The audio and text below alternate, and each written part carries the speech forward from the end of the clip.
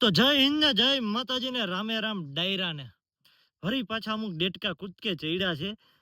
તેને ખાલી એટલું જ કહેવાનું ડેટકાઓને કે મર્યાદા માર્યો તો મજા આવશે. બાકી જો તમારે મર્યાદા ન રાખવી હોય તો અમે પણ એટલે એમાં જ્યાં મર્યાદા માર્યો, જો અમે અમારી મર્યાદા ભૂલ્યા તો મજા નહીં આવે, નહીં આવે મજા.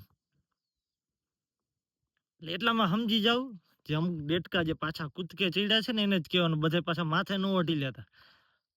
ના કોઈ સમાજ વિરુદ્ધનો વિડીયો નથી, માત્ર ને માત્ર અમુક જે ડેટકા જે કૂદકે ચડ્યા છે પાછા, જેનો લીડર જે બેઠો બેઠો હેડલિંગ કરે છે, કોણ છે તમને બધાને ખબર જ છે, નિખિલ ડોંગા. અને એની ટોળકીના કલ્પેશ કથિરિયા, જિગીસા પટેલ, બન્ની ગજેરા ને ઓલો અલ્પેશભાઈ ઢોલરિયાના જે રીતે વિરોધ કરતો હતો ઓલો બન્ની ગજેરા, એને માહિતી પૂરી પાડતો હતો કોણ? પિયુષ રાદડિયા. એટલે જે આ જો ટોળકી છે ને ઓલાની યુદ્ધની શોખીન, અરે એવો જ બધો તમને યુદ્ધનો શોખ હોય તો બોર્ડર માથે વયા જાવ ને, ત્યાં જરૂર છે. અહીંયા જાતિવાદ કરવાનું બંધ કરો, જાતિવાદી કીડા છે એ જાતિવાદ કરવાનું બંધ કરો અને ગોંડલમાં શાંતિ રહેવા દો. સતત 2-3 મહિનાથી પાડે આવ્યા છો,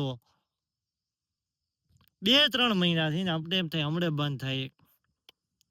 હવે પાછા ઓલા પિયુષ રાદડિયાને કંઈક સપોર્ટ ને લઈ અમારી ટીમમાં સાથે હતા, અમારું સ્વાગત કર્યું કંઈક. અરે ડોફાવ, ત્યારે ઓલો વિરોધ કરતો હતો ઓલો બન્ની ગજેરા, ત્યારે તમે ક્યાં હંતાઈ ગયા હતા? જ્યારે અલ્પેશભાઈ ઢોલરિયાને ફેમિલીને ટાર્ગેટ કરતો હતો ત્યારે ક્યાં હતા? એવું તો શું કામ અલ્પેશભાઈ કર્યું હતું જે રીતે વિડીયો બનાવતો હતો? અલ્પેશભાઈ ખાલી એટલું કીધું કે ભાઈ 27માં અમે ગણેશભાઈને ખંભે બેહાડીને જીતાડશી. જે કોઈને લાડ ટપકતી હોય તે ભૂલી જાય, તેમાં ખોટું શું છે? અને અલ્પેશભાઈ કીધું આ તો હું કહું છું, અને ગોંડલને 18 વરણ કે છે, 27માં જાડેજા પરિવારને જ ટિકિટ જળશે. અલ્પેશભાઈ નહીં પણ 18 વરણ કે છે. કોઈને ખોટો વેમ હોય કાઢી નાખો. જાડેજા પરિવારને ટિકિટ જળવાની છે 27માં, લખવું તો લખી લ્યો. એટલે ખોટા તમારા જાતિવાદના નામે તમારે જે તમારા રોટલા શેકવા એ બંધ કરો, સારું કામ કરો, ચૂંટણી લડો. ચૂંટણી લડવાનું કોણ ના પડે? આ લોકોને અત્યારથી 27 બહુ વાર હે, પણ હુકમ અત્યારથી જ આ એક જ ટાર્ગેટ કરે છે, ખબર છે તમને બધાને કે આ લોકોને ચૂંટણી તો ભાજપમાંથી જ લડવી પડે. ભાજપમાંથી શું કે ભાજપમાં છે કોણ, એનો જે ઓલો મેન આકા છે એ ભાજપમાં છે. ને જો કઈ આડા અપક્ષમાંથી કે લડે તો જૂના કેસ ખુલે. એટલે બધું હોય ને, તમે સમજો ને, સેટિંગ હોય ને બધી. એટલે બધું આવું છે. એટલે એને લડવી તો ચૂંટણી તો ભાજપમાંથી જ પડે. આવડો જે ઓલો છે ને નિખિલ ડોંગા, એની વાત કરું છું. એટલે આ ટુકડી મહેનત એટલે કરે છે કે 27માં કઈ રીતે જાડેજા પરિવારને ટિકિટ ન જડે, એના પૂરેપૂરો પ્રયત્ન ચાલુ છે. 27ને બહુ વાર છે ત્યાંથી ચાલુ કરી દીધું છે. અને ખાલી આ ટોળકીને સપોર્ટમાં પછી કોંગ્રેસે છે. કોંગ્રેસે એ આવી ગઈ છે પટમાં. એટલે આ બધા તમારા દાખલા બંધ કરો.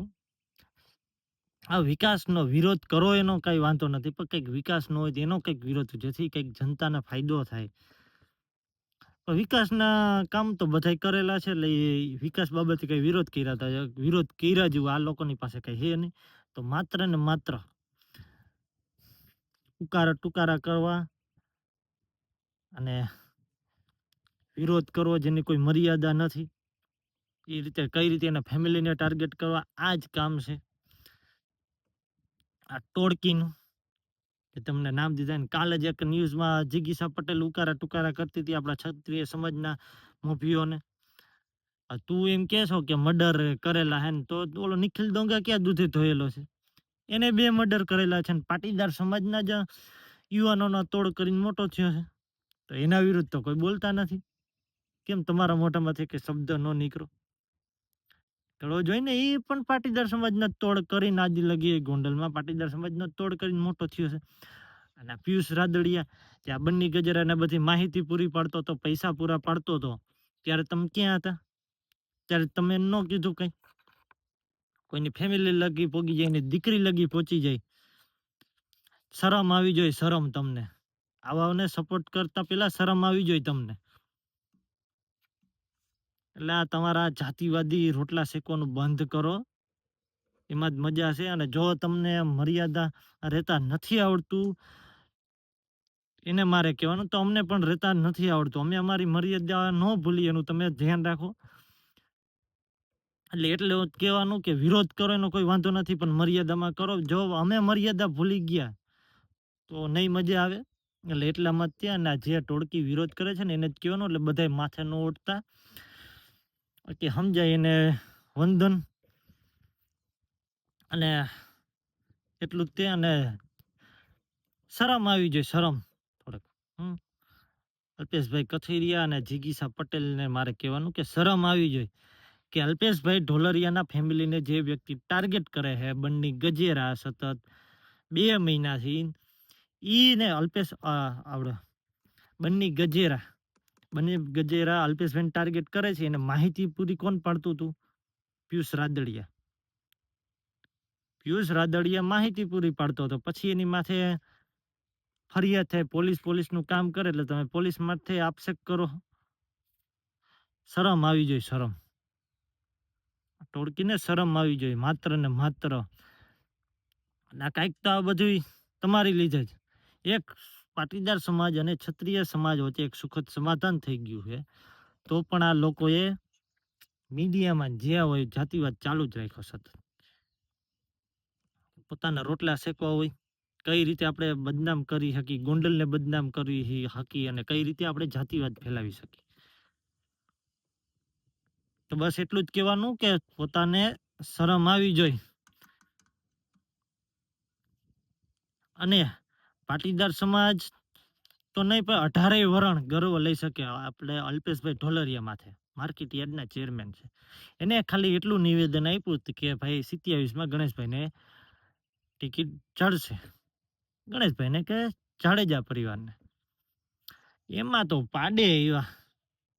અરે એવું કંઈ કામ નથી કર્યું એને. એવા તો ઘણા હશે જેને સમાજમાં બહાર કર્યા જેવા છે. જો ઓલો બન્ની ગજેરા કહેતો હતો ને, અમે સમાજની બહાર કરી હી ને, એ અમારા સમાજમાં નથી. ને આ જિગીસા પટેલ અમુક ને આવા નિવેદન હતા.